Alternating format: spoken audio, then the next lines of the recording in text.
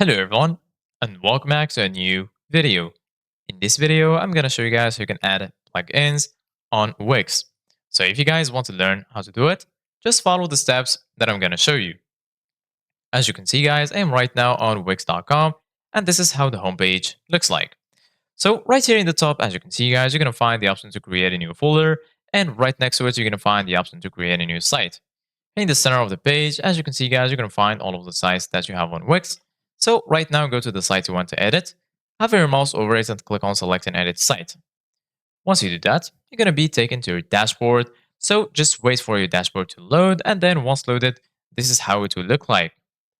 So once you're here in your dashboard, just go here to the left side of your screen, and then here in the bottom, you're going to find edit site. Click on edit site, and then you're going to be redirected to this tab right here. So just wait for this page to load. This is basically going to be the Wix website editor.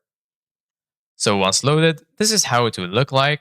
So once here in the editor, in order to add plugins, it's pretty simple. Just go here to the left.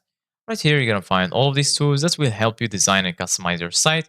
You're going to find add element, add section, pages and menu, site design, and here you're going to find add apps. So go ahead and click on add apps. And then here, just wait for it to load. And then you're going to be here in the Wix App Store.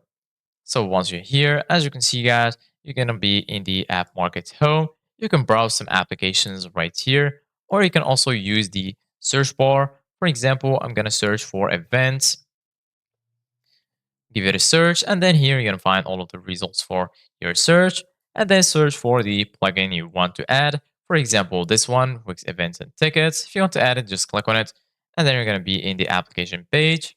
And then once here, just click on add to site. After that, it's going to be added to your site. So this is us guys for today's video. Thank you guys for watching. See you guys in the next video.